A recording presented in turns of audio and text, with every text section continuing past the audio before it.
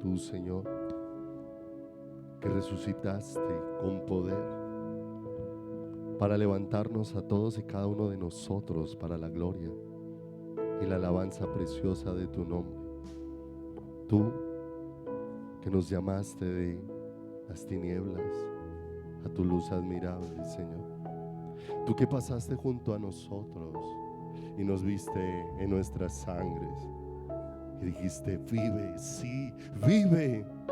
Y nos trajiste, oh Dios, con tu aliento, como lo hiciste en el huerto del Edén, que te llamaste a ti mismo para darle vida al hombre, y en la cruz del Calvario lo volviste a hacer, Señor, porque derramaste cada gota de tu sangre, porque con cada una de ellas nos estabas vivificando, nos estabas diciendo que somos tuyos, que te pertenecemos, que nos adquiriste a todos y cada uno de nosotros, no con precio de oro corruptible, sino con la preciosa sangre de Jesucristo, con la sangre del Cordero perfecto, que nos hizo aceptos delante de ti eternamente y para siempre, para que hoy podamos disfrutar de acceder a tu presencia, de entrar confiadamente al trono de la gracia y hallar gracia y misericordia para el oportuno socorro, para poder levantar nuestras voces, para poder levantar nuestros corazones, para entender el llamado que se nos ha hecho a todos y cada uno de nosotros. Más que el llamado de un hombre, más que la invitación de una iglesia, es el llamado que tú mismo nos has hecho de venir a adorar al que resucitó. Entonces, si le levantas tus manos al Señor, y allí con tus palabras hablas con el Rey. Lo que tú y yo necesitamos en esta mañana no es que un hombre ponga sus manos sobre nosotros, es que el Dios Todopoderoso toque nuestro corazón y abra nuestros ojos para verle. Él vino para dar vista a los ciegos, Él vino para limpiar los leprosos, Él vino para pasar los muertos a la vida, y es lo que Dios ha hecho con cada uno de nosotros. Por eso digámosle juntos ahí, con todo el corazón: ven a adorar al que resucitó.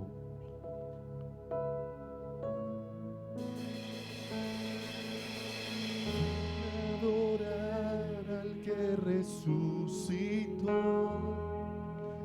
la luz del mundo que nos rescató.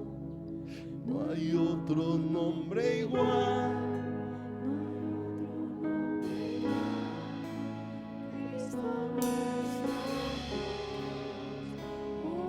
Levanta tu voz y dile: el vencedor.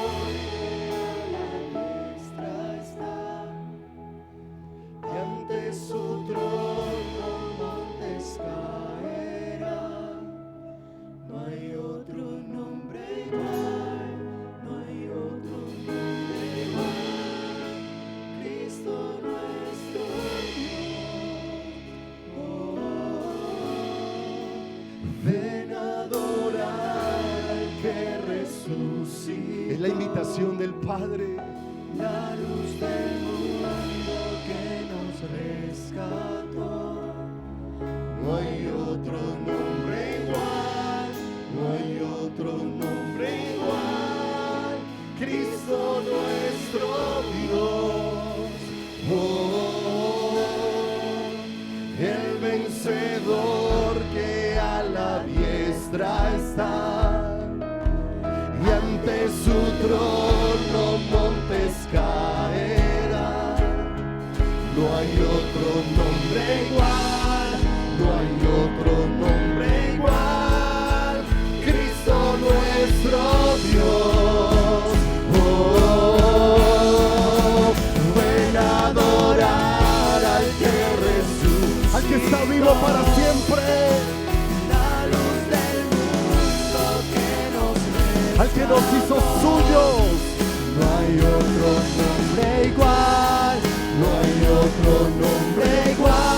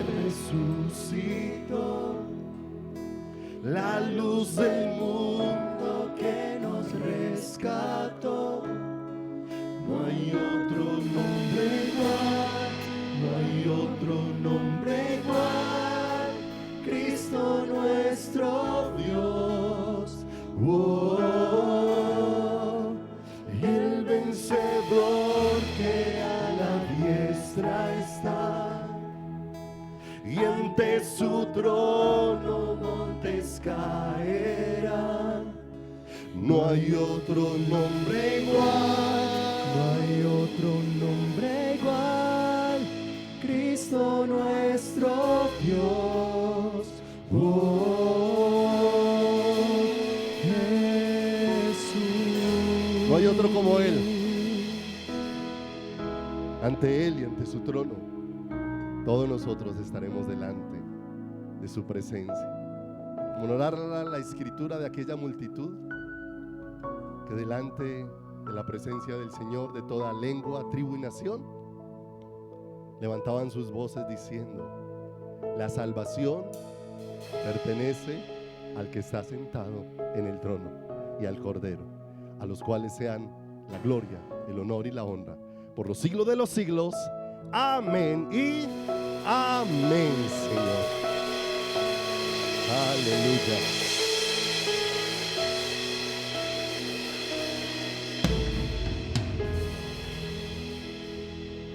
Hermoso, hermoso, hermoso es nuestro Dios.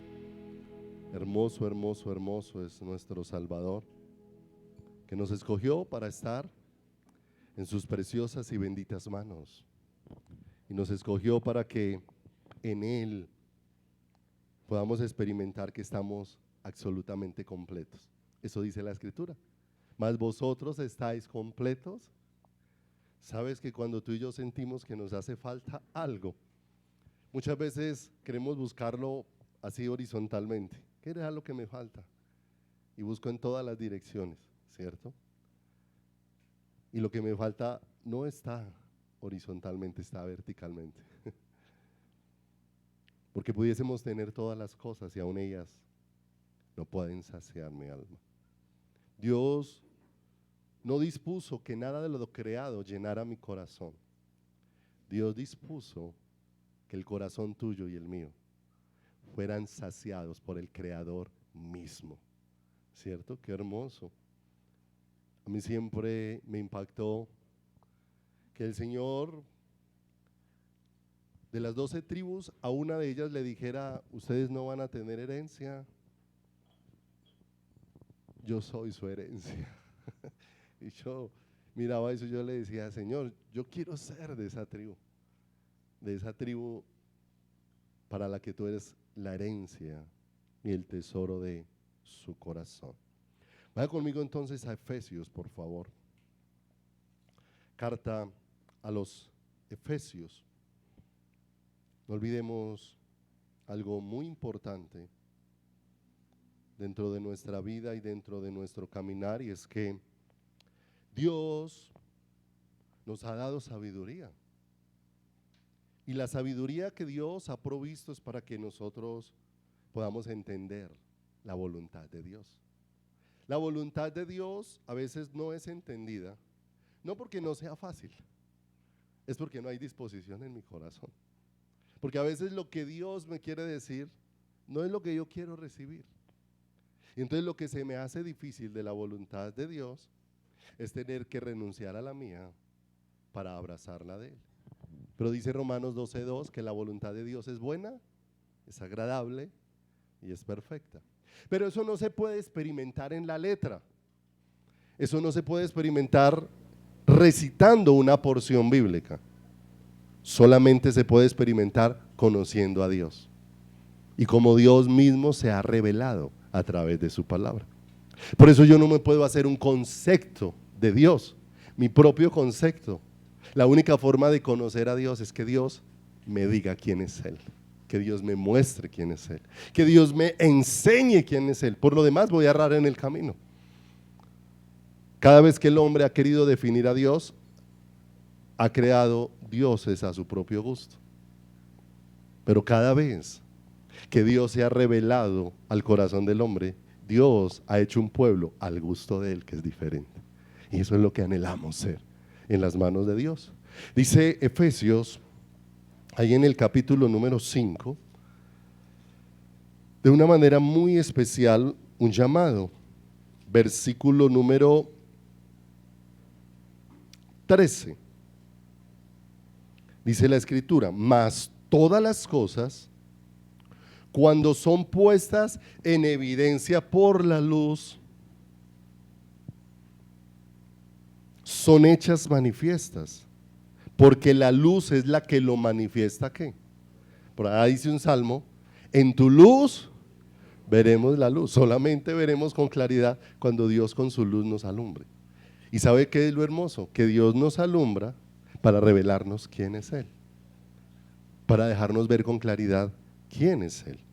Pero en medio de eso que el Señor está dejando ver, dice el verso 14, por lo cual dice: despiértate tú que duermes, y levántate de los muertos, y acontecerá algo maravilloso: te alumbrará Cristo.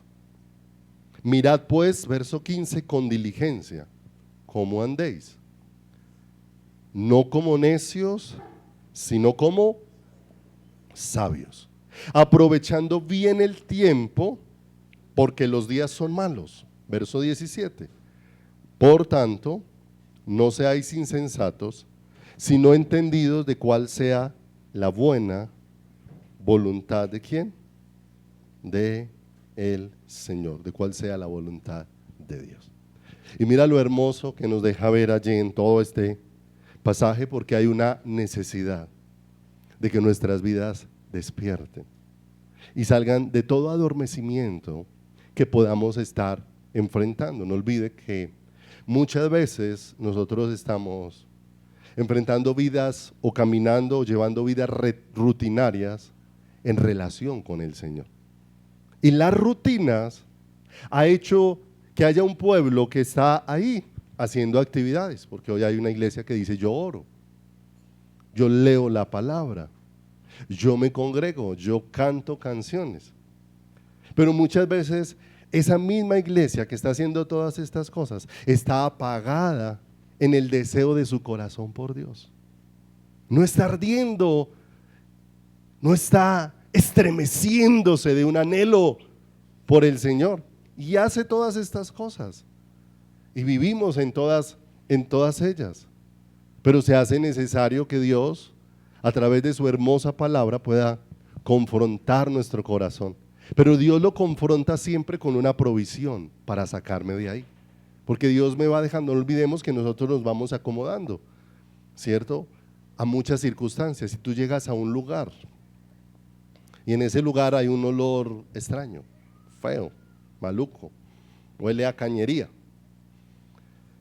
recién tú llegas a ese lugar, tú chocas con el olor y lo percibes y lo sientes. Pero después de que llevas un buen rato en ese lugar, ya te adaptaste a ese olor, ¿cierto? Ya ese olor se volvió como del panorama. Ya te vas acostumbrando a esa condición, ¿cierto? Y muchas veces llega otra persona y le dice: uy, ¿qué huele aquí tan feo? Pero como usted ya se acostumbró al olor, ya había perdido de vista, necesitó que alguien lo volviera a alertar de lo que estaba ¿qué? De lo que estaba sucediendo. De manera que acompáñeme ahí a Jeremías, capítulo número 2, versículo número 5. Jeremías en el capítulo número 2, versículo número 5. Dice la escritura: así dijo Jehová, ¿qué maldad hallaron en mí vuestros padres? Yo le pregunto, ¿no le parece eso una pregunta muy fuerte de parte de Dios? Que el hombre mire a Dios y encuentre algo imperfecto en Dios, algo erróneo en Dios. Si el hombre mira a Dios de esa manera, ciertamente es porque no conoce a quién. No conoce a Dios, no sabe quién es Dios. ¿Qué maldad hallaron en mí vuestros padres, que se alejaron de mí y se fueron tras la vanidad y se hicieron vanos? En otra escritura dice, en otra traducción dice, que se fueron tras lo que nada vale y llenaron sus vidas de lo que no tiene valor. Se pusieron el corazón en el lugar equivocado. Pusieron su mirada no en Dios. Y tal vez muchas cosas estaban pesando dentro de sus vidas.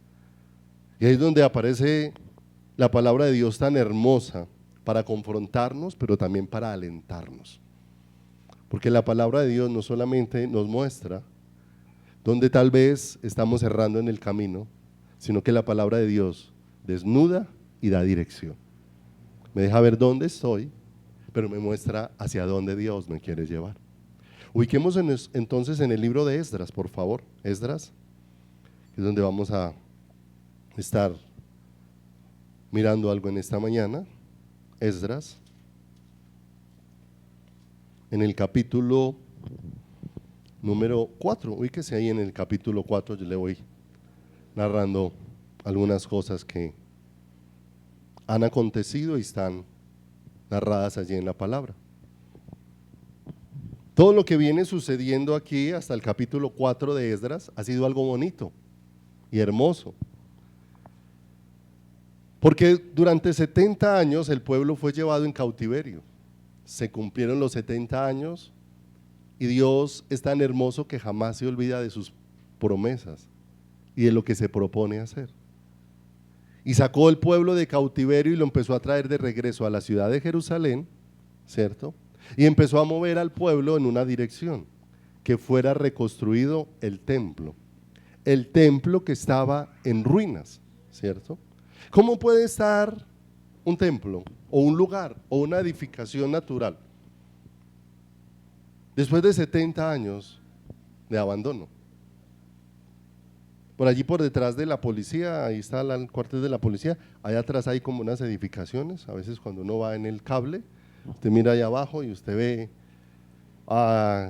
que ya no va quedando sino como el joco, ¿cierto? Donde habían ventanas ya no están, paredes que se cayeron, comidas por la humedad, ¿cierto? Ese lugar está invivible, o sea, casi que habría que demolerlo y volverlo a hacer nuevo para hacerlo un lugar habitable. Después de 70 años de estar abandonada el lugar donde estaba el templo, y Dios los trae y los inquieta para que sea nuevamente restaurado ese lugar. Y ellos llegan y empiezan a trabajar, y la palabra de Dios va narrando que al principio ellos tienen muchas situaciones dentro de su corazón. Por un lado, hay muchos que tienen memoria del templo antiguo en su primera gloria, ¿cierto? Y ahora ven, y cuando están empezando a remover piedras, a sacar lama, a quitar humedades, bueno, a remover todo como está ahí, ¿cierto? Muchos lloraban recordando cómo fue posible que este lugar que fue tan hermoso hubiese podido llegar a esta condición. Pero no sé si recuerdan que cuando fue inaugurado el templo y Salomón estuvo allí, el Señor les habló que si ciertamente su nombre era honrado, Él honraría ese lugar con su presencia. Pero que aunque ese templo fuera muy hermoso, si su nombre no era honrado, Él también quitaría su presencia y ese lugar sufriría una desolación. De manera que eso para ellos era un mensaje de cómo había algo que ellos habían hecho, por lo cual Dios había retirado su gloria de ese lugar. Pero ahora Dios se propone traerlos de regreso. El asunto es que Dios tiene que poner muchas cosas en orden dentro del corazón. Porque Dios, cuando nos trae de regreso, va a poner orden en nuestras vidas. Porque ¿qué venimos anhelando? ¿Y qué venimos deseando? Si muchos de ellos estaban edificando la nueva casa, y cuando la veían, la nueva casa que se iba a construir no iba a ser ni parecida a la que un día estuvo. Como se había construido el templo de Salomón, ya no se iba a construir uno más sobre la faz de la tierra. De todas maneras, la restauración del templo no iba a quedar ni parecida ahí físicamente a lo que un día fue. Y tal vez ellos miraban ese lugar y perdieron de vista que lo que hace glorioso un lugar no es de qué está hecho, sino quién lo habita. Cuando en el monte Horeb el Señor se manifestó allí en un arbolito que ardía y no se consumía, y llamó la atención de Moisés y se acercó para mirar qué ocurría. Dice la escritura que vino la voz del Señor diciendo: quita el calzado de tus pies porque el lugar donde estás santo es, ¿cierto? Ese monte no era santo, por lo cual Dios vino al monte. Era todo lo contrario. Como Dios vino al monte y la presencia de Dios estaba en ese lugar se volvió santo por causa de la presencia de Dios que estaba ¿dónde? Allí. De manera que ellos tenían la mirada fija en el lugar y no en quien debía habitar el lugar. Y anhelaban todo lo que tuvo el templo, pero estaban ahí construyendo ese templo, no anhelando la presencia de Dios, que era lo que Dios quería llevarlos de regreso dentro de su caminar. Y empezaron la obra. Dios es bueno y está tratando con sus corazones y allí les está proveyendo todos los recursos, porque han visto hasta ahí acontecimientos asombrosos. Los reyes de su momento empezaron a dar edictos y empezaron aún a proveer recursos. Una de las cosas que vemos de Nehemías es cómo recibió cartas aún para que cuando pasaran por las demás naciones para llegar hasta su lugar de origen no tuvieran problemas en el camino. Y se habían visto acontecimientos naturales. Dios utilizando a reyes que no pertenecían a la nación de Israel para dar edictos, de manera que el pueblo fuese reunido. Acontecimientos especiales. Y empezó la reconstrucción. Ubiquémonos ahí en el capítulo número 4, verso 4. Le pregunto, ¿con cuánto anhelo pudiera uno estar reconstruyendo ese templo? Ahí en lo natural o físico. El lugar donde Dios se quería manifestar. No olvidemos que para el Antiguo Testamento el templo era el lugar céntrico. Desde donde quiera que estuviera, no olvidemos que Daniel abría las ventanas de su casa y se ubicaba geográficamente mirando hacia dónde estaba ubicado el templo, porque era el lugar que ellos identificaban como el lugar de comunión con ¿quién? De comunión con Dios. Y dice el 4:4, pero el pueblo de la tierra intimidó al pueblo de Judá y lo atemorizó para que no ¿qué? Ellos vienen. ¿De dónde nació el deseo de reconstruir el templo? ¿Del hombre o de Dios? De Dios, ¿cierto? De manera que nos encontramos que el hombre siempre se va a querer estar interponiendo frente al deseo del corazón de Dios. Había un pueblo dispuesto, pero en medio de ese pueblo había gente que no era pueblo de Dios, y ese pueblo se levantó y los moradores de alrededor empezaron a atemorizar a los que estaban allí edificando, ¿cierto? Para que la edificación fuera ¿qué?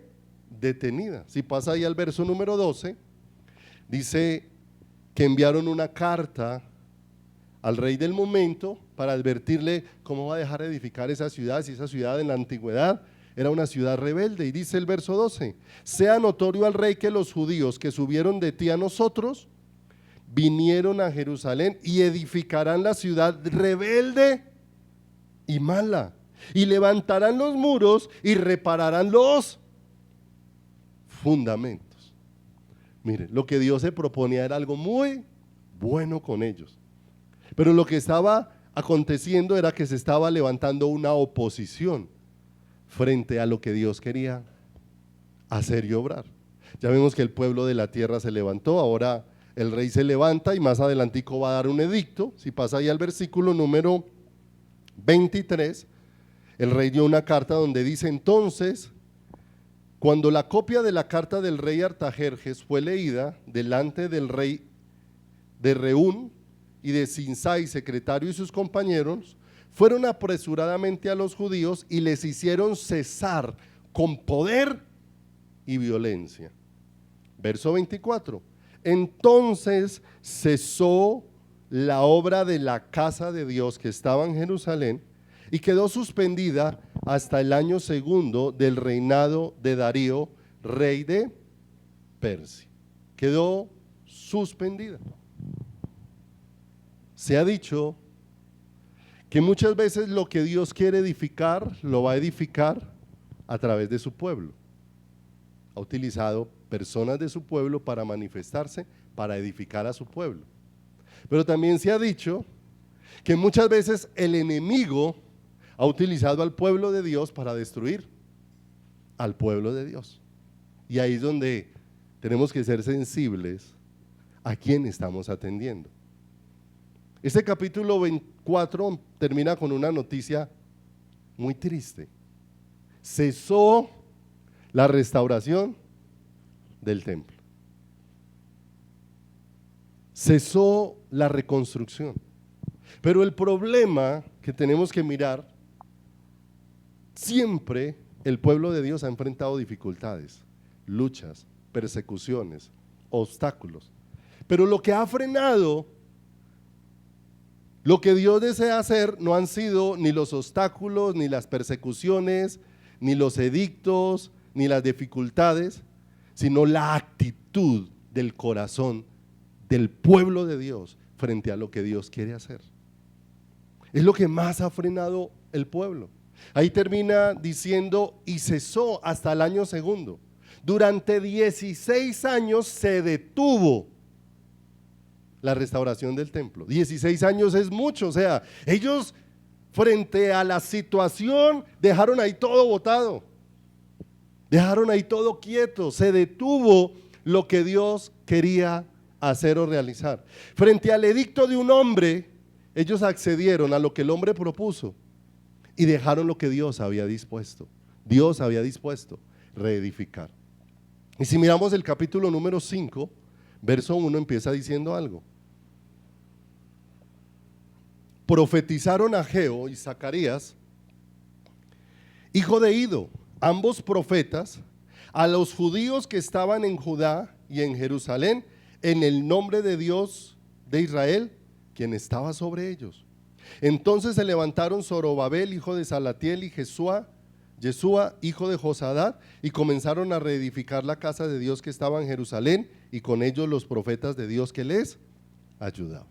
Y entonces Dios levantó a 2 hombres para que en medio de la obra que estaba detenida, la palabra de Dios pudiera ser oída y la voluntad de Dios pudiera ser restablecida en el corazón de las personas.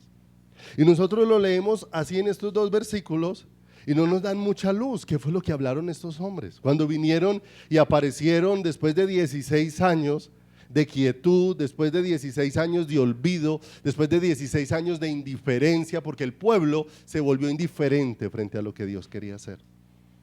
Y vienen estos hombres, de manera que nosotros no podemos continuar leyendo el capítulo 5 sin ir a mirar qué fue lo que dijeron estos hombres, qué fue lo que empezaron a confrontar en el corazón del pueblo, a qué se había dedicado el pueblo.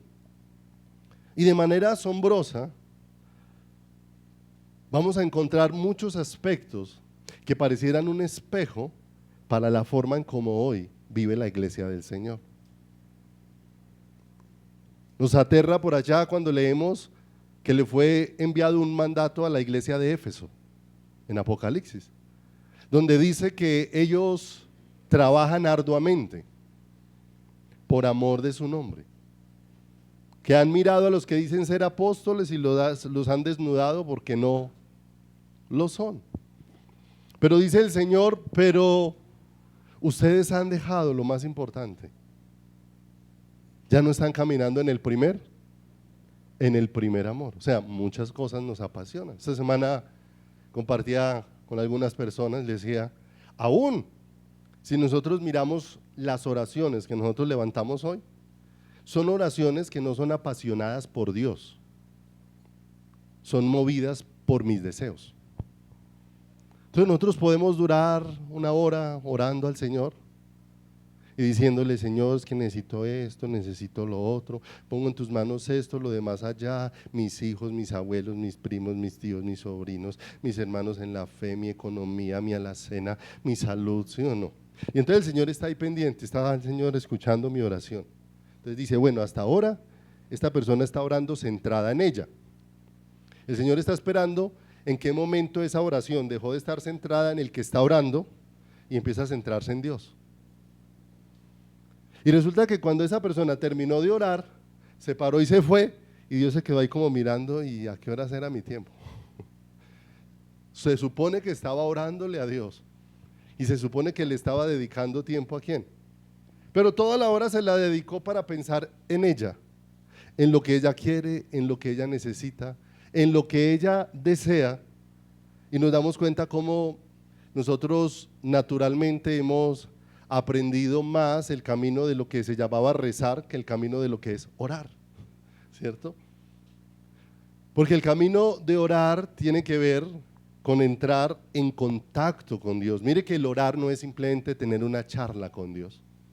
El orar significa compartir y expresarle a Dios, pero teniendo intimidad con Dios, ¿cierto? Usted ha visto que hay charlas que uno tiene, pero no se acercó a las personas, y tuvo charlas, habló de temas, pero uno nunca se sintió cerca con el que estaba hablando. Y hay otras personas con las que uno habla y uno se siente como cercano a esa que. Pero muchas veces las oraciones se han vuelto así, una charla con el Señor, donde mi corazón está sumamente distante de ¿quién? Distante de Dios. Y muchas veces yo me preguntaba en estos días, Señor, ¿por qué tendrá uno que repetirte tantas cosas en la oración? O porque a veces nosotros asumimos esa actitud. Porque a veces yo oro hoy por la mañana, Señor, en tus manos mi economía. Y al otro día me levanto y otra vez una hora diciéndole al Señor que mi economía.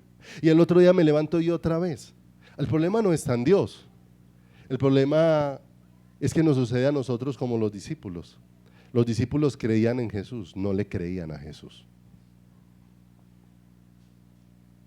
Creían, Él es el Hijo de Dios, pero no creían todo lo que el Hijo de Dios podía hacer. Y a veces nosotros oramos, pero no creemos que Dios haya escuchado la oración. Y no creemos que Dios ha escuchado la oración porque a mí se me olvida que cuando yo oro, la respuesta depende de ¿quién? De Dios. ¿El tiempo depende de quién? El tiempo depende de Dios. Yo recuerdo que alguien me decía cuando teníamos a mi mamá en la UCI el año pasado, 21 días, pastor, hay que intensificar la oración. Yo le decía, amado, pues yo le agradezco su deseo, pero yo sigo orando por ella lo mismo todos los días. Yo, Señor, está en tus manos. Te agradezco porque lo que tú decidas con ella será perfecto, Señor. Si me preguntas a mí, mi deseo es que ella no fallezca. Pero no es lo que yo quiero, Señor, es lo que sea tu voluntad. Y ahí terminaba la oración por mi mamá. De ahí para adelante, Señor, ahora permíteme conocerte. Porque si me das la gracia de conocerte, entonces cualquiera sea la voluntad tuya, voy a aprender a aceptarla en mi corazón, ¿cierto? Y le compartí a muchos hermanos. Porque como a veces aparece la inquietud y es, si usted es cristiano, ¿por qué le pasan tantas cosas? ¿Cierto? Que es algo que no está en la palabra de Dios. Es más, el Señor cuando se le apareció a Pablo, le dijo, y por causa de mí le van a pasar muchas cosas. Porque le voy a mostrar cuánto le es necesario padecer por mi nombre. O sea, no le pintó lo que a veces pintan el evangelio moderno, ¿cierto? No, le dijo, va a pasar muchas situaciones, pero tranquilo, yo voy a estar y lo voy a sostener y lo voy a ayudar y lo voy a guiar y lo voy a acompañar. Y vemos cómo Dios obró de una manera sobrenatural. ¿En qué? En todas las cosas. Y hablaba con algunos hermanos y cuando les compartía cosas uno veía el choque, porque a nosotros como que nos cuesta mucho aceptar que ya estamos en las manos de Dios y que una vez estamos en las manos de Dios, no hay nada que acontezca que no tenga un propósito de parte de quién. Entonces con alguien me acercaba y le decía, bueno, para usted ¿cómo es Dios? ¿Dios es perfecto? Entonces la persona me decía, sí. Entonces si Dios es perfecto, ¿su voluntad es? ¿Dios es bueno? Si Dios es bueno, ¿su voluntad es? Dios es justo. Si Dios es justo, ¿cómo es su voluntad? ¿Sí o no? Dios es misericordioso. Si Dios es misericordioso, ¿qué hay en su voluntad? Y hasta ahí estábamos de acuerdo. Entonces ya le decía a las personas, bueno, entonces, ¿cómo entro yo a descansar en el Señor? Me permitió Dios entenderlo así. Si Dios es perfecto y la voluntad de Dios es perfecta y mi mamá está en la UCI, ¿cómo es esa situación? ¿Cómo es? Si ve que ahí sí ya nos duele en la boca para decir que es una situación perfecta. Ahí sí nos duele, o sea, Dios es perfecto, su voluntad es perfecta, pero ahí sí me parece imperfecta esa situación. No, la voluntad de Dios sigue siendo perfecta con ella en la UCI.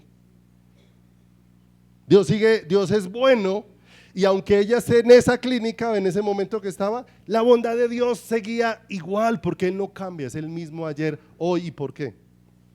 Pero cuando empezamos a confrontar nuestra realidad con quién es Dios, nos damos cuenta que el problema es que nosotros no queremos aceptar quién es Dios en nuestro corazón. No es lo que no queremos aceptar. Entonces nos cuesta mucho aceptar esa realidad de Dios. Algo que le pasó a Job al principio. ¿Cuál fue la actitud de Job al principio? Dios dio, Dios quitó. Sea bendito el nombre de quién. Sea bendito el nombre del Señor. Va conmigo un momentico entonces al libro de Ageo y miramos qué fue lo que decidió el pueblo frente a la oposición y qué fue lo que hizo Dios frente a la actitud de el pueblo cuando cesó la obra allí, donde vamos a mirar cuál fue el mensaje de estos hombres. Habló por el profeta Ageo y habló por el profeta ¿qué? Zacarías. Si usted mira el capítulo 1 del libro de Ageo, en el verso 1 dice: en el año segundo de Darío, en el mes sexto, en el primer día del mes. Me llamó mucho la atención esta mañana mientras estudiaba, porque casi que el Señor nos da esta enseñanza para la misma fecha en que esto empezó. Porque en algunas Biblias se escribe ya no con el calendario hebreo, sino que pasan la fecha al calendario actual. Y la fecha de ahí corresponde al 29 de agosto. Y hoy estamos a 28. Y yo me asombraba esta mañana y le decía: Señor, ciertamente tú sabes lo que nosotros como pueblo de Dios necesitamos escuchar. Y dice que vino en el mes segundo del rey Darío palabra de quién, de Dios, por medio del profeta Ageo, a Zorobabel hijo de Salatiel, gobernador de Judá, y a Josué hijo de Josadad, sumo sacerdote, diciendo. Y si más adelante, yo creo que no lo alcancemos a mirar hoy, pero si miras el libro de Zacarías, aquí empezó en el mes sexto y Zacarías dice en el mes octavo, o sea, primero fue enviado a Ageo y 2 meses después apareció Zacarías con un mensaje de parte del Señor. Entonces no olvidemos, Dios levantó a estos 2 hombres, pero tenemos que entender una proporción para que nos ayude a tener claridad. Como nosotros desvirtuamos muchas cosas y nos gusta todo lo que sea como místico, ¿cierto? Y por eso aun cuando muchas veces nosotros escuchamos la palabra profecía, entonces siempre empezamos a mirar como en futuro, como en más bien la imagen que la iglesia tiene de profecía es lo que es la imagen de adivinación más que la dirección de Dios. Porque escuche, la palabra profecía en la Biblia, en su primer y más importante aplicación, no tiene que ver con hablarnos de hechos futuros, tiene que ver con hablarnos o mostrarnos la voluntad de Dios. Por eso por allá en Corintios dice que es mejor que todos profeticemos y no que hablemos en lenguas. Pero no está diciendo que todos se paren a decir el futuro, sino que todos proclamemos la voluntad de quién. Que muchas veces en medio de la profecía Dios ha revelado cosas que tienen que ver con ¿qué? Con el futuro, para que las conozcamos. Pero cuando Dios nos revela su voluntad, tiene que ver con el presente, con el ahora, con lo que Dios quiere obrar ahora en nuestras vidas. Y si nos vamos a mirar todo lo que Dios trajo a través del profeta Ageo, no empezó a hablar de cosas futuras, sino empezó a hablarles de cuál era su voluntad para ese momento, para ese instante de parte del Señor. Entonces vamos a encontrar algunas cosas aquí que necesitamos con la dirección de Dios ir entendiendo. Dice el versículo número 2, ubiquémonos allí, vamos a encontrar un primer aspecto. La respuesta de Dios desnudando la actitud del corazón del pueblo, porque dice aquí: así ha hablado Jehová de los ejércitos diciendo, este pueblo dice, no ha llegado aún el tiempo de que la casa de Jehová sea que reedificada, ¿cierto? Y aquí es donde hay cosas que necesitan ser puestas en orden dentro de nuestras vidas. Porque ellos, frente a los obstáculos, frente a la oposición, frente a las amenazas, frente a la persecución que empezaron a vivir, frente a aquellos que se levantaron para intervenir y frenar la obra de la restauración, ellos no preguntaron cuál era la voluntad de Dios para esa situación, sino que ellos asumieron, si hay dificultades, entonces eso es que no es la voluntad de Dios que edifiquemos la casa de Dios. Porque fue lo que pensaron, o sea, si están aconteciendo todas estas cosas es que no es la voluntad de Dios, porque no olvidemos, nosotros nos volvemos místicos, ¿sí o no? ¿Cómo funcionamos los cristianos hoy en día? No porque dice la palabra, sino porque puertas se abren y se cierran, ¿sí o no? Y mantenemos como, ¿cuál fue el que puso el vellón? Se me olvidó el nombre. Gedeón, ¿sí o no? Señor, pongo esto en tus manos, si esa puerta se abre es porque es tuya, y si no se abre, ¿sí o no? Yo alguna vez le ponía un ejemplo a una hermana que me decía, pastor, yo siempre pongo en las manos de Dios si las puertas que se me abren son de Él o no, yo estoy buscando un trabajo. Y yo le decía, bueno, y si la llaman de un prostíbulo y le dicen que la van a contratar, ahí se abrió una puerta. Entonces esa puerta es de Dios, ¿cierto? Porque como nosotros atribuimos que todo es de quién, y colocamos si se van dando las cosas es porque es de Dios, y hay cosas que se están dando, pero cuando usted las pasa por la palabra de Dios, no están honrando a Dios dentro de nuestro caminar. Y ellos empezaron a asumir, si hay obstáculos, si hay toda esta oposición, entonces tal vez no es tiempo. Y nosotros tenemos que entender que aún estando Dios mismo presente, la presencia viva de Dios no va a evitar que nosotros pasemos y enfrentemos dificultades en nuestro caminar. Jesús le dijo a los discípulos, subámonos en esta barca y vamos al otro lado. Mientras iban al otro lado, Jesús se durmió en la barca. La presencia misma del Dios eterno estaba ahí, físicamente lo veían. Y se levantó una tormenta que golpeaba con todas las fuerzas la barca y amenazaba con hundirse. ¿De qué se llenaron los discípulos? De miedo. Y se acercaron a Jesús y lo despertaron diciéndole, oiga, ¿no tiene cuidado de quién? ¿Cuántas veces hemos actuado así, pensando que como aparecieron situaciones en nuestras vidas que Dios no tiene cuidado de nosotros? No. ¿Quién orquestó esa tormenta? Dios mismo. Y la orquestó para sacar a la luz cosas que había en el corazón de los discípulos. Los discípulos estaban viendo multiplicaciones de los panes y de los peces. Los discípulos estaban viendo ciegos ver, sordos oír, paralíticos levantarse, leprosos ser limpiados. Pero con todo y eso no estaban viendo a Jesús. Porque cuando Él se levanta y calmó la tormenta, ¿cuál fue la expresión de los discípulos? ¿Quién es este? Que aún el viento y el mar le obedecen. De manera que esa tormenta venía o no venía de Dios. La palabra de Dios dice que cuando estábamos sin Cristo, estábamos bajo el dominio del maligno. Eso dice la Escritura. Pero ahora en Cristo nuestras vidas están bajo el gobierno de ¿quién? De manera que todo lo que acontece en nuestras vidas está bajo el señorío de ¿quién?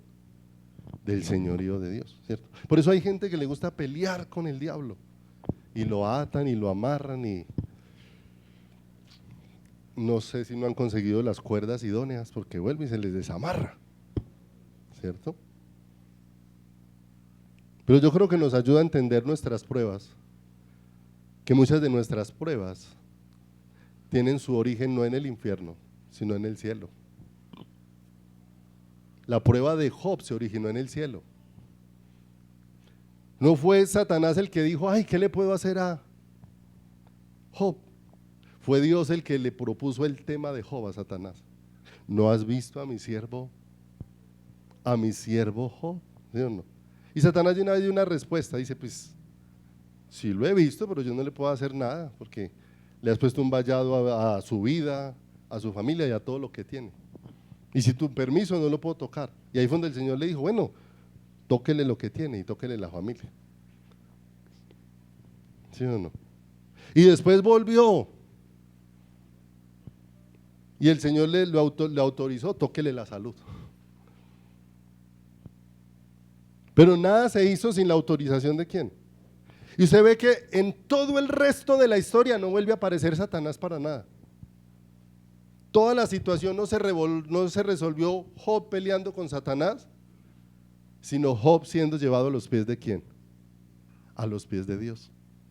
Entonces nos damos cuenta de una manera especial que ya estamos en las manos de Dios y todas nuestras circunstancias están en las manos de ¿quién? En las manos del Señor. Aún las tormentas que podamos estar viviendo son instrumentos en las manos de Dios para desnudar nuestra condición. No olvidemos que nosotros a veces asumimos la posición de Pedro, una posición de orgullo y de altivez, y necesitamos ser tratados porque en esa posición nos volvemos inertes al amor de Dios. Pedro, Satanás os ha pedido para zarandearos, pero yo he rogado que no te falte la fe. Y de una vez Pedro se levantó y ¿qué dijo? Aunque todos te nieguen, yo jamás te negaré. Si me es necesario mi vida, pondré por quién.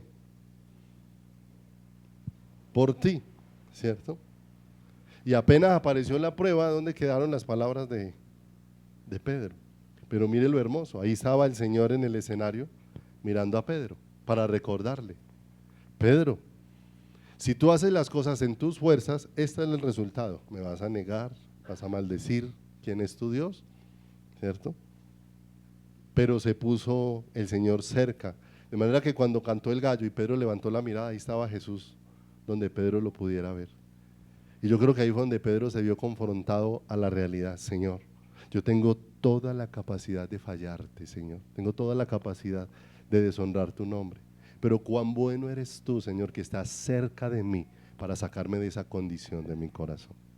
Por eso en la Biblia no hay superhombres. Dios nos deja ver a los hombres de la Biblia con toda la fragilidad, ¿cierto? Vemos la fragilidad de Abraham, la fragilidad de Moisés, la fragilidad de David, la fragilidad de todos estos hombres de Dios. Pero vemos toda la obra gloriosa que Dios hizo en ¿quién? Que Dios hizo en ellos. Por eso en la Biblia o en la iglesia no hay superhombres, ¿cierto? Por eso nosotros como pastores necesitamos sus oraciones. Necesitamos, y no simples oraciones, mis amados, necesitamos que oren por nosotros. Pablo, allá terminando la carta a los romanos, le levanta un ruego muy fuerte a la iglesia diciéndole: oren por nosotros. Y era el apóstol Pablo, pero eso no hacía que no dejara de ser un hombre necesitado de ¿quién? Necesitado del Señor. ¿Será que a los pastores les da temores? ¿Cierto? ¿Será que les da angustias? ¿Será que les da miedos? ¿Será que también les da afán y ansiedad? Nos da de todo, ¿cierto? Cuando todos abrimos el corazón nos damos cuenta que todos estamos en la misma que. ¿Sabe qué es la único diferente que Dios ha hecho con una persona cuando la pone en un lugar más visible? Lo único es que Dios le ha dado más responsabilidad, no es más. Por lo demás, esa persona está tan necesitada de Dios como ¿quién? Como todos. Y eso nos lleva a que todos estemos delante del Señor y no pongamos la mirada en ¿quién? Y no pongamos la mirada en el hombre. ¿Se acuerda que por allá entró al templo de la Hermosa? Yendo al templo de la Hermosa, el apóstol Pedro le dijo a aquel paralítico: no tengo ni oro ni plata, de lo que tengo te doy, en el nombre de Jesús levántate. Y después, ¿qué quería hacer la gente con Pedro? Honrar a Pedro, y Pedro lo llama y le dice: venga, ¿por qué quieren hacer esto con nosotros como si por nuestra bondad y nuestro poder este hubiera caminado? ¿Cierto? Porque no olvidemos, la tendencia del corazón del hombre es atribuirle al hombre. No, mis amados, el único que hace todas las cosas sobrenaturales es ¿quién? Es Dios. Es más, mire, Dios me puede permitir predicar la palabra, Pero vea toda la incapacidad que tengo predicando la palabra. Yo no puedo hacer que esa palabra obre en su corazón. El único que puede hacer que la palabra expuesta obre en el corazón de las personas es el autor de la palabra. No es más, ¿cierto? Y eso nos va llevando a todos entonces a entender en qué camino. Porque el Señor desnuda el corazón de ellos frente a que ellos estaban pensando que por los obstáculos no era la voluntad de Dios, que ese fuera el tiempo de consagrarse a quién. ¿Y cuántas veces asumimos que la enfermedad entonces no es tiempo de consagrarme? Que las dificultades económicas, entonces estoy esperando salir de esa racha para entregarme al Señor. Y resulta que Dios lo puso en esa racha para que se entregue. Es totalmente ¿qué? Pero ellos estaban esperando que las cosas cambiaran. No, mis amados, las cosas no cambian para que tú te entregues. Tú cambias por el poder de Dios cuando Dios te atrae hacia su corazón y a su presencia. Pero aquí había una situación bien tremenda que nosotros tenemos que cambiar en nuestra forma de pensar. Tenemos una ecuación equivocada, ¿sí o no? Si algo sale bien es la voluntad de, y si algo sale mal, ahí no estaba ¿quién? Ahí no estaba Dios. No, mis amados, esa es una ecuación racional que nosotros nos inventamos. Hay cosas que han salido de manera equivocada y ahí estaba Dios, ¿cierto? ¿Cuántas veces pasó en una hoja de vida y ya estaba listo para que lo contrataran y no lo contrataron? Y se ofende uno, ¿sí o no? Detrás de eso, ¿quién estaba? Dios, ¿cierto?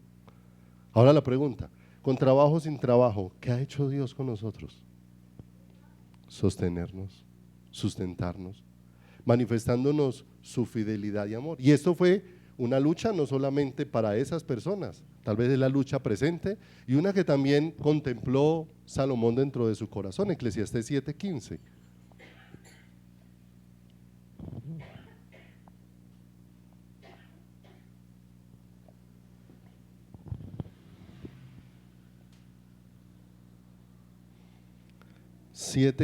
Mira lo que dice acá. Todo esto he visto en los días de mi vanidad. Justo hay que perece por su justicia, y hay impío que por su maldad alarga sus días. Ya eso lo descuadra uno, ¿sí o no? Porque el pensamiento es nuestro. Si usted hace todo bien, le sale todo bien, ¿sí o no? No el que hace lo malo, le salgan las cosas que. ¿Se acuerda la lucha que tuvo allá Asaf en el Salmo? ¿Por qué los malos fructifican en sus negocios haciendo maldades y nosotros haciendo lo bueno? A veces se nos hace tan difícil. De manera que todo esto nos lleva a no apresurarnos en mirar las situaciones, sino en buscar la voluntad de Dios. Porque no se trata de buscar qué situación funciona, sino cuál es la voluntad de quién. ¿Recuerda cuando José se encontró con sus hermanos? Y ya les mostró el rostro y los abrazó y lloró con ellos. Y les dijo, no les pese haberme vendido acá, porque Dios fue el que me envió delante de ustedes para preservación de vida. ¿Se da cuenta? Que muchas veces mientras uno está atravesando algo no lo tiene claro, pero después cuando usted está por aquí adelante y mira hacia atrás, usted dice, el Señor sí sabe lo que estaba aquí, lo que estaba haciendo. El Señor sí sabe lo que estaba obrando dentro de su caminar. ¿Recuerda que metieron a Pablo en la cárcel? Y que uno escuche frases como esta. Acompáñeme a Filipenses 1:12. ¿Qué pasaría si un cristiano, por ser cristiano, lo metieran en la cárcel en esta época?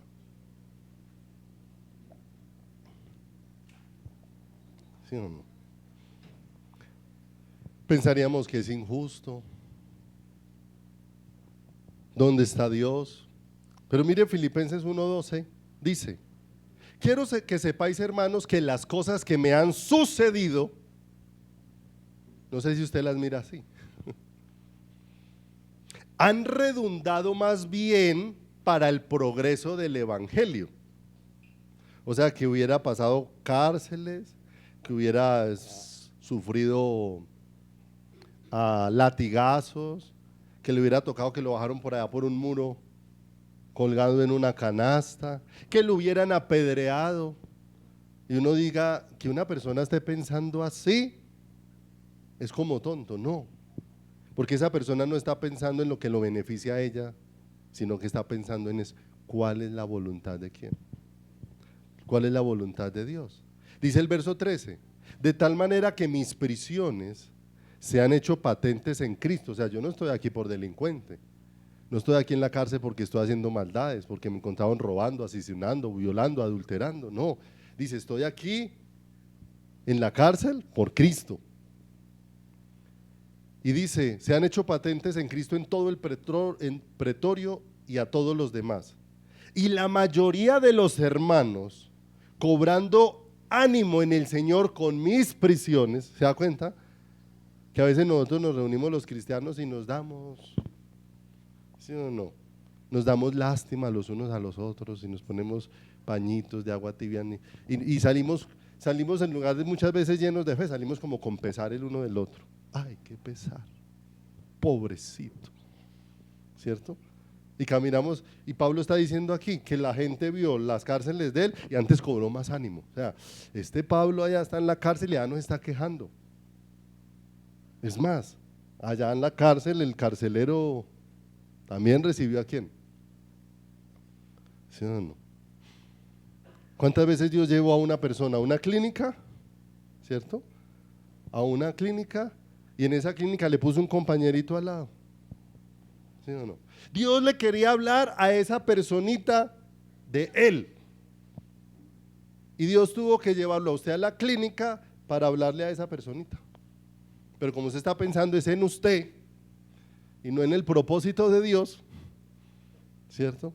Entonces, ¿cómo van a redundar las cosas para bien cuando yo estoy centrado y no me doy cuenta cuál es la voluntad de quién? La voluntad de Dios. Necesitamos reinterpretar las situaciones que estamos viviendo. Por eso Dios nos ha dado la capacidad de reflexionar, analizar, de pensar, y nos ha dado su palabra para darnos ¿qué? A los que aman a Dios. ¿Cuántas? Las que me hacen llorar, las que me angustian, las que me duelen, las que me entristecen, también las que me hacen reír. Todas ayudan ¿a qué? ¿Sí o no? ¿Para qué? No olvide, ya lo hemos aclarado mucho aquí. Porque nosotros estamos pensando que a los que aman a Dios todas las cosas ayudan a bien de mis circunstancias, así es que lo abordamos. No, eso no es lo que dice la Escritura. A los que aman a Dios todas las cosas les ayudan a bien para que su vida sea conformada a la imagen de Cristo, que es diferente. Entonces las cosas no obran para que a usted le salga todo bien, las cosas obran para que usted sea hecho cada día más parecido a Cristo. Y hay trayectos en los que definitivamente Dios me tuvo que pasar por ahí para que mi vida realmente se empezara a parecer ¿a quién? Se empezara a parecer a Cristo. Pase al versículo número, ahí en Ageo, versículo número 4.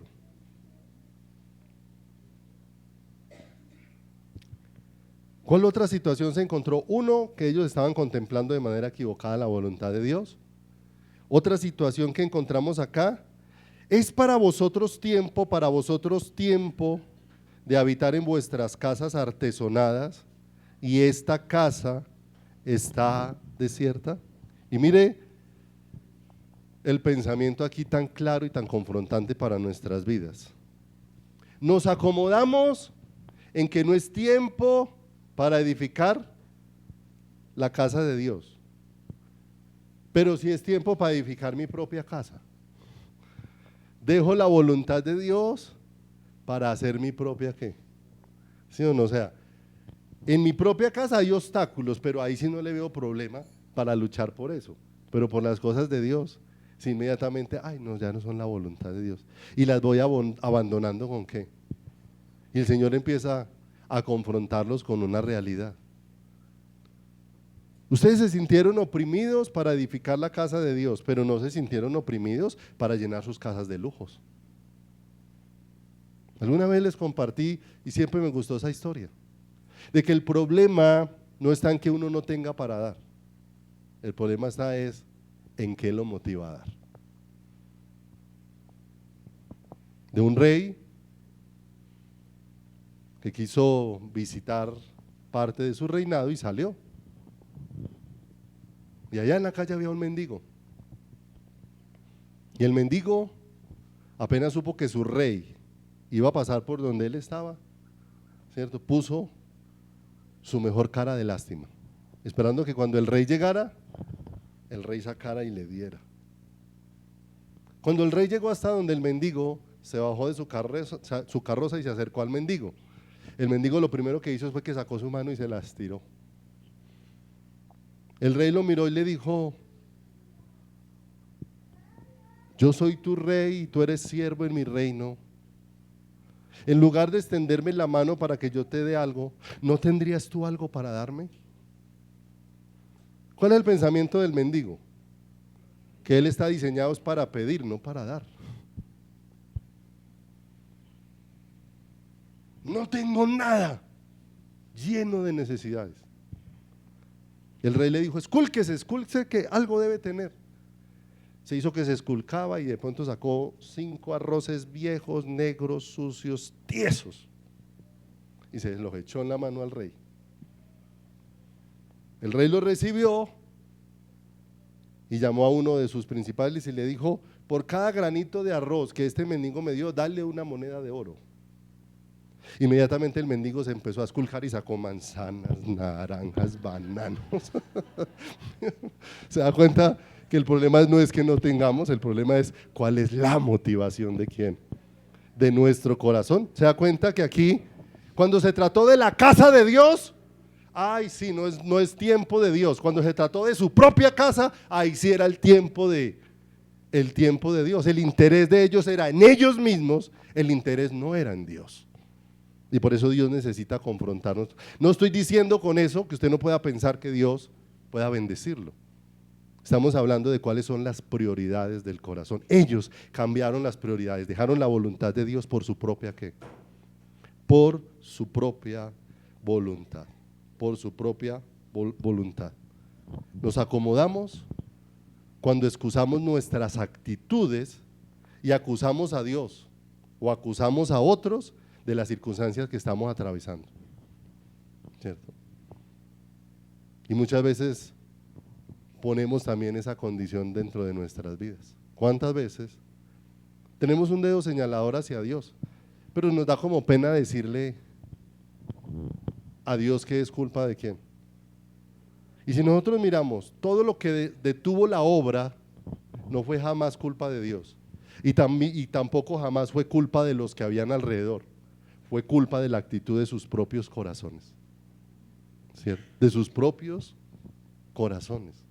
Porque si nos damos cuenta, ¿quién fue el que los trajo de la esclavitud, los sacó de Babilonia y los trajo a reconstruir el templo? Dios.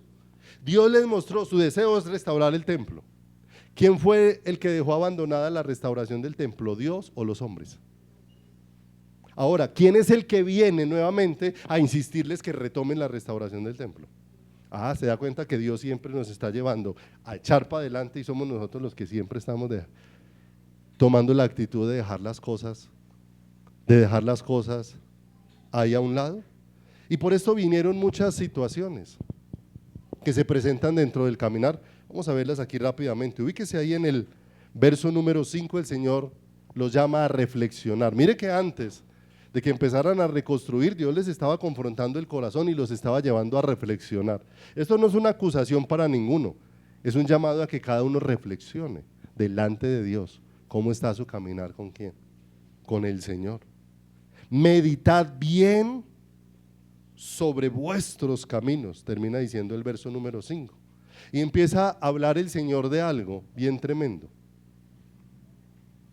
Hemos puesto el corazón tanto en las cosas naturales, que hoy si hay un pueblo lleno de descontento y de insatisfacción, es el pueblo de Dios, cuando debiera ser el pueblo más satisfecho que hay sobre la tierra. Leíamos al principio, la escritura dice: mas vosotros estáis completos ¿Qué significa eso? ¿Que qué nos hace falta si Dios está en mi corazón? Una mejor cuenta bancaria, una mejor casa, una mejor salud. Si Dios está en mi corazón, ¿qué me hace falta? Salmo 23, el Señor es mi y nada me faltará. Ahí no está diciendo que va a tener todas las cosas. Ahí lo que está diciendo es que si Dios está guiando tu vida, Dios es suficiente para ti. Por eso no te va a faltar nada, porque Dios es suficiente ¿para quién? Para tu corazón. Y Dios es suficiente para ti.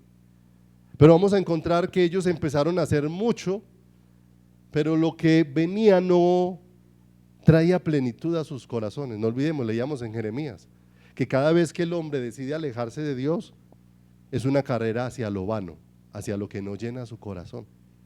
Yo aún dentro de la iglesia puedo estar corriendo hacia algo vano, porque yo puedo estar apasionado aquí por ser pastor, no por ser hijo de Dios. Entonces lo que me apasiona es estar aquí predicando. No, yo amo predicar, pero amo más a Dios. No por mi valentía ni mi capacidad, por la gracia de Dios. ¿Cierto? Por la gracia de Dios.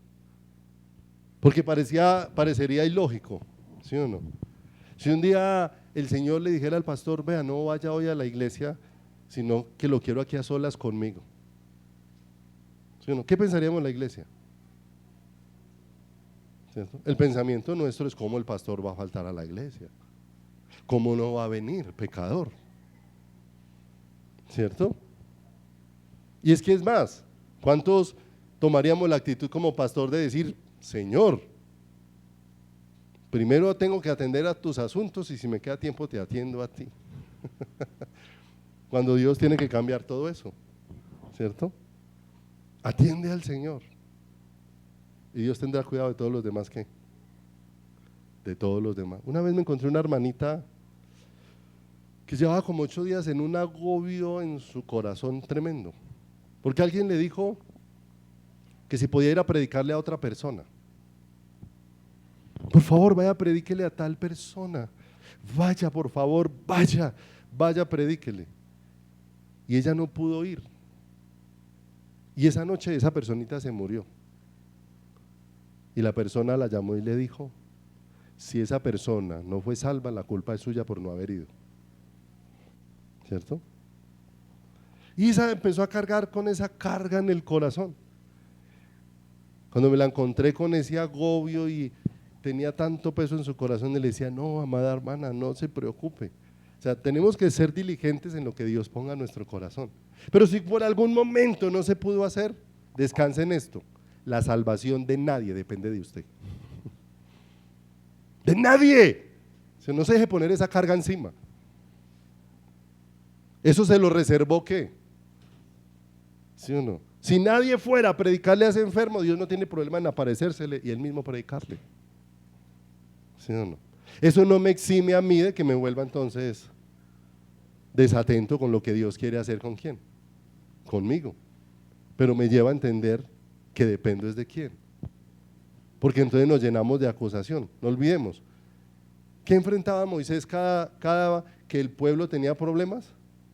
En que el pueblo venía y la cogía contra Moisés y contra Dios. Dios nos sacó para que nos muramos aquí, y a usted le dijimos que no nos trajera acá porque nos íbamos a morir acá. ¿Sí o no? Y si Moisés tenía que hablarles y decir, y ustedes están muriendo ni por Dios ni por mí, no por la actitud de sus corazones, ¿cierto? Y eso va poniendo orden, ¿en qué? En nuestro caminar.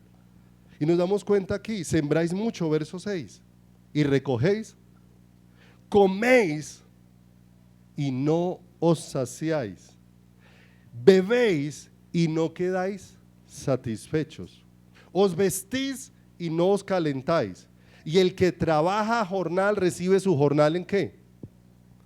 ¿Sí o no? Insatisfacción. ¿Usted no ha visto cómo muchos creyentes dicen, ay, y yo como trabajé y estaba ahorrando para mis vacaciones y estaba ahorrando para comprarme esto y ¡pum! Se me dañó el carro y me tocó gastar la platica que tenía para esto en esto otro? ¿Sí? ¿Quién está detrás de eso? ¿Sí o no? Dios muchas veces enseñándome, vea, tú no quieres sino honrarte a quién. No quieres sino honrarte a ti mismo. Uno se encuentra con muchas personas que tienen problema con el diezmo. Pero el problema con el diezmo no es porque ellos quieran dar más. El problema es porque no quieren dar. Ese es el problema. ¿Sí o no? No me he encontrado con alguno que diga, pastor, es que no estoy de acuerdo con el diezmo porque es que yo quiero dar ese el 50%. ¿Cierto? No. El asunto es porque no queremos es que dar. Ese es el asunto de nuestro corazón. De manera que el Señor los va llevando y les va diciendo, ustedes tienen el corazón puesto en muchas cosas y nada de lo que están, tienen sus casas llenas y se sienten vacíos, tienen sus alacenas llenas y se sienten vacíos. ¿Sí o no? ¿Cuánto les pasa lo de la historia antigua de la pobre viejecita? Abre el armario, no le cabe más ropa de lado a lado. ¿Sí o no? Y siente que con cualquiera de esos vestidos se ve horrible. ¿Sí? Una insatisfacción total, porque la plenitud solamente puede venir ¿de quién? De Dios, para el corazón. Y pase allá adelante, mire, versículo número 10, pase al versículo número 10.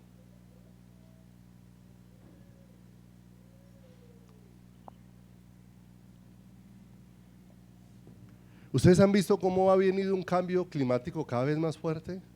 El clima se está haciendo cada vez más extremo. Ahora, poco la cantidad de muertos allá en Europa, porque el clima está… Y leí un artículo de unos científicos que estaban diciendo que estaban viviendo uno de los últimos veranos más frescos de Europa. O sea que se espera que se aproximen días de 60 grados, 65, si con 40 y pico se estaba muriendo la gente, ¿cierto? Y uno ve el clima, la mismo que vemos en nuestra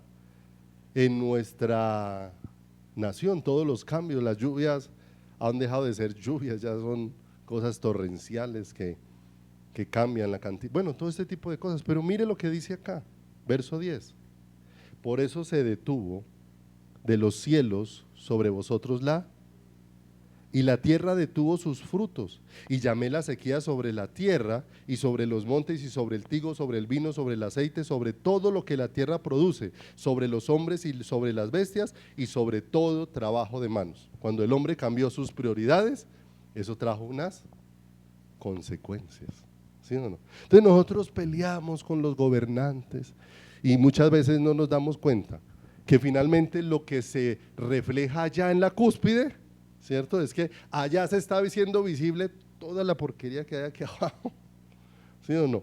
Lo que pasa es que nosotros no la queremos reconocer, queremos es señalarla ¿dónde? Allá.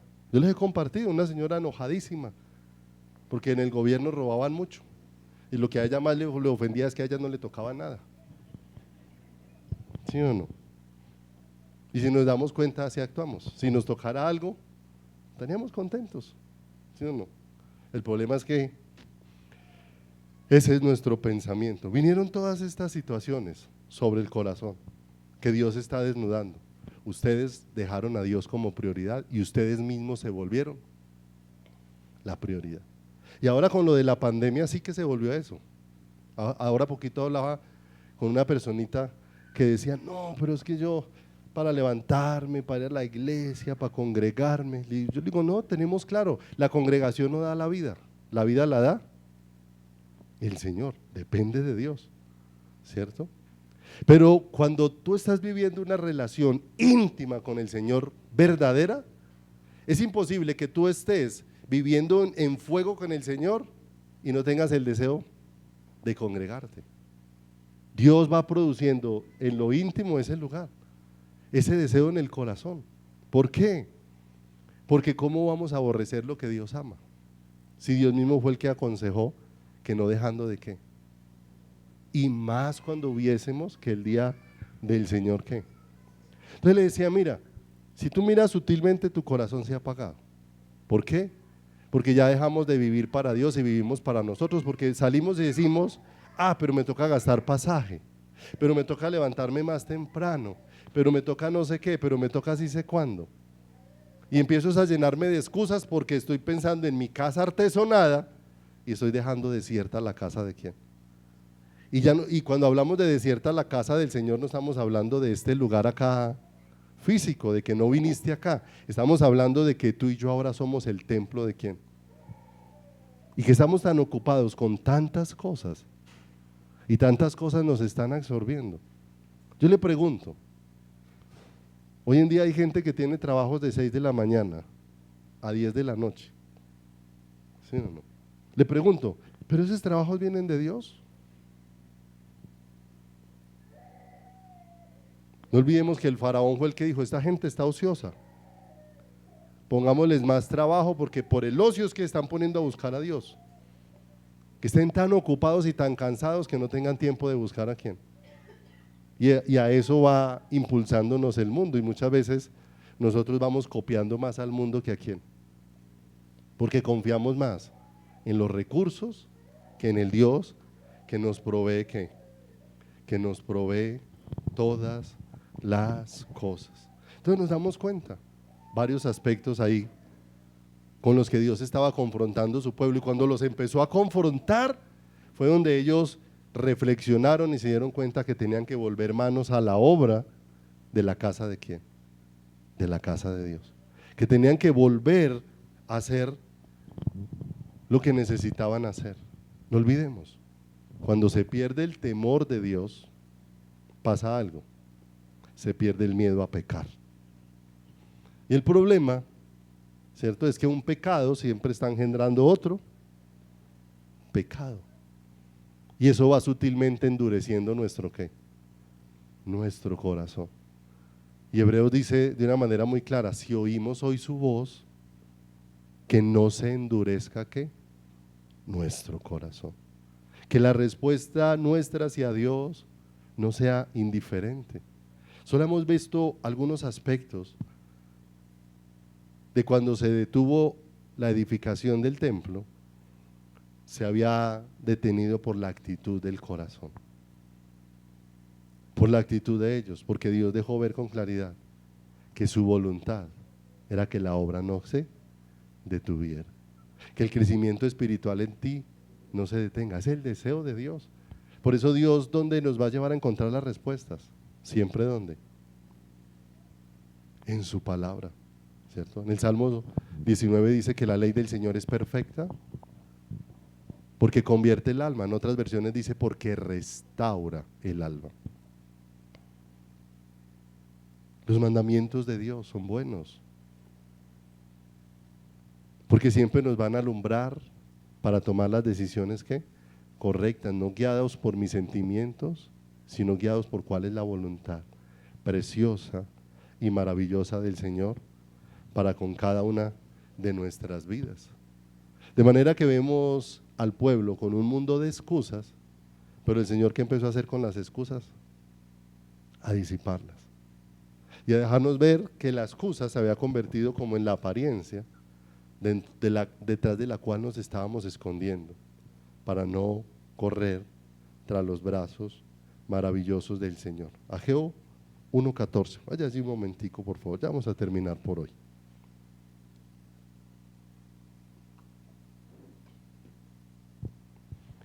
Y despertó Jehová el espíritu de Zorobabel hijo de Salatiel, gobernador de Judá, y el espíritu de Josué hijo de Josadá, sumo sacerdote, y el espíritu de todo el resto del pueblo, y vinieron y trabajaron en la casa de Jehová de los ejércitos, su ¿qué?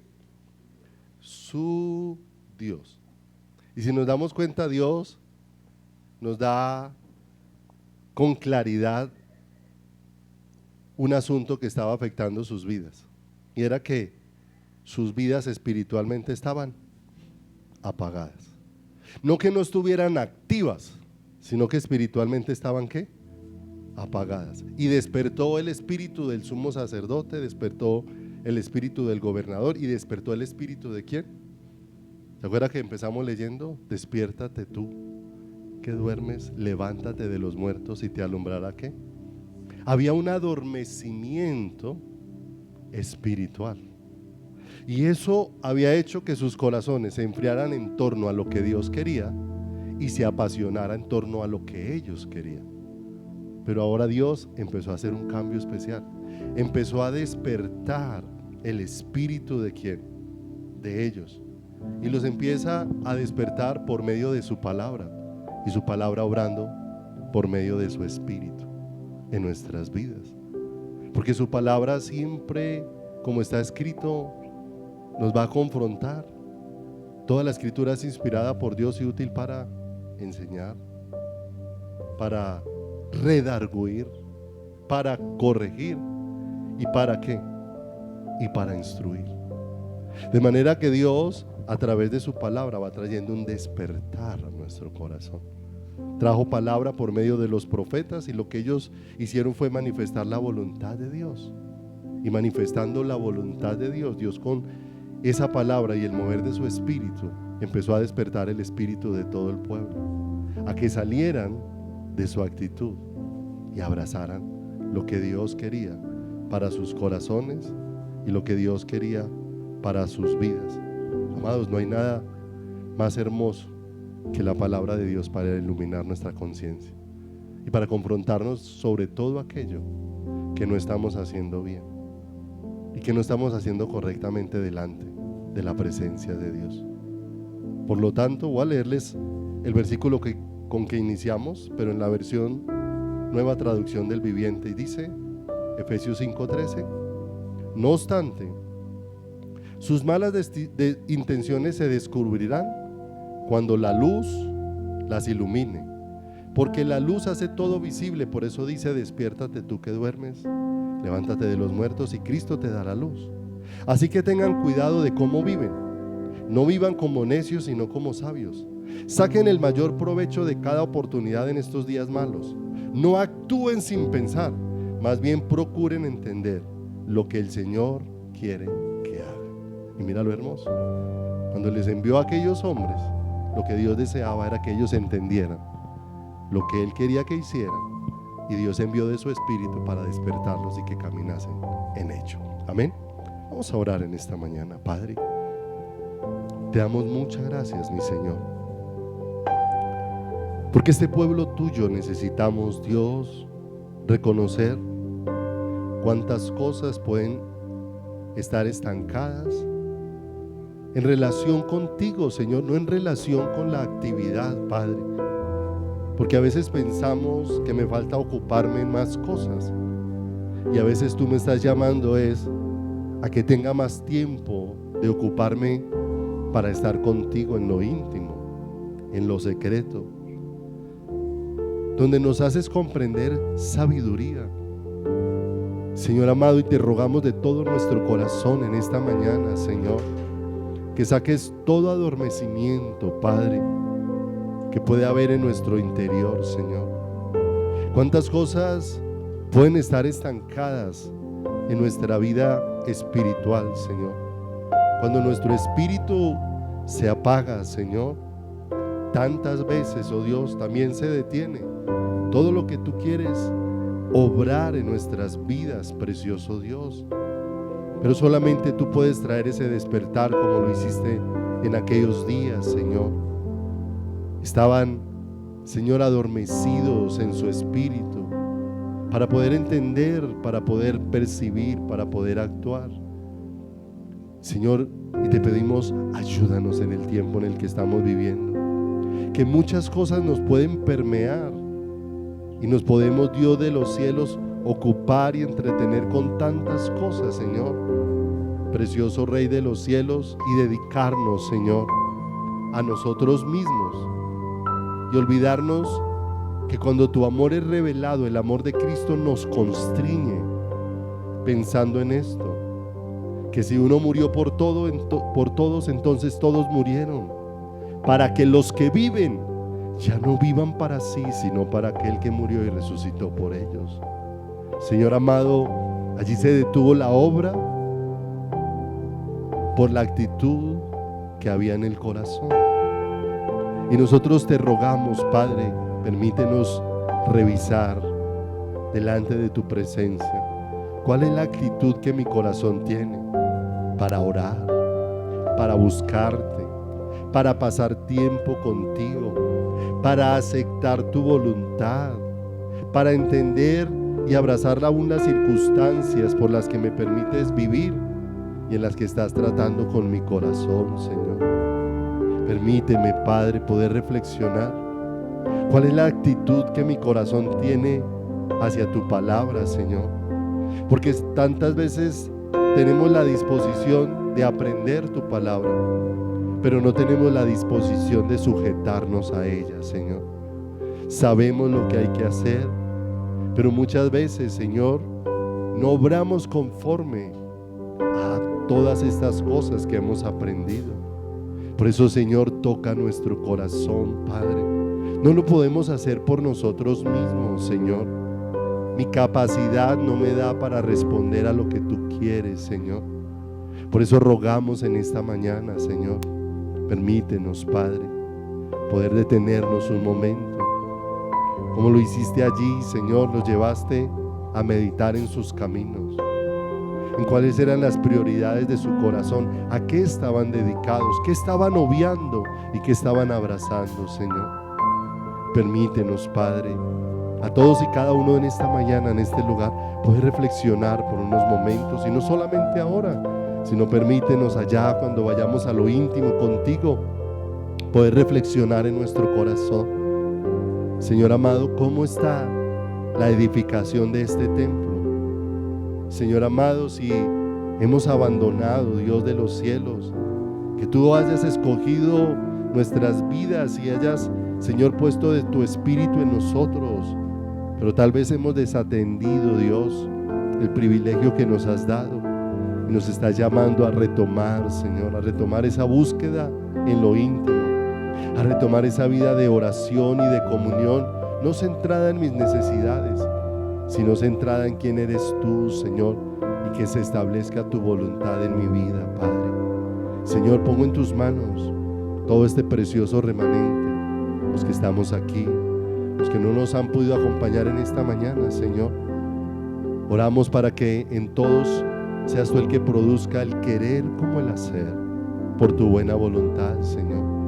Para que nuestro deseo no sea simplemente sentarnos a escuchar la palabra y pensar que ahí terminó toda la labor, sino que pueda entender, Señor amado, que tu palabra ha sido dada para transformarme, que tu palabra ha sido dada para derribar mis argumentos, mis excusas, para derribar, Señor, todo lo que yo pongo como un obstáculo o una excusa, Dios, para no caminar en lo que tú deseas, Padre Celestial. Por favor, Señor amado, que en esta preciosa mañana toques nuestro corazón. Lo hiciste, despertaste el espíritu de Zorobabel, despertaste el espíritu de Josué y de todo el pueblo, y aquellos que habían dejado la obra volvieron a levantarse, Dios, por el poder tuyo, para proseguir adelante. Como narra tu palabra, Señor, en una mano tenían la espada, en otro tenían, Señor, la herramienta para edificar. Señor amado, permítenos, precioso Dios, poder ser diligentes, poder no caminar descuidadamente, poder aprovechar bien el tiempo, Señor amado. Permítenos reflexionar en esta mañana y poner en tus manos nuestro corazón y poner en tus manos nuestra vida, precioso Dios, y que podamos entender, Señor, que tú, Señor, todo lo que has hecho lo has hecho para hacernos un pueblo para ti, Señor, un pueblo que se entregue, un pueblo que te busque. Aprovecha unos segundos y habla ahí con el Señor. Tú sabes cómo puede estar tu corazón, tú sabes cómo están tus prioridades. Muchas veces sabemos qué es lo que nos está afanando, hacia dónde estamos corriendo, en qué estamos ocupados, en qué estamos centrados. Lo que podamos decirle al Señor: Señor, ayúdame, por ti son ordenados los caminos del hombre. Y tú hablaste a Israel para que ordenaran la forma en cómo estaban caminando, Señor. Por favor, permítenos oír tu voz para que sea ordenado nuestro camino. nuestras prioridades, los deseos de nuestro corazón, para que podamos entender tu voluntad, tu propósito y podamos descansar en ti.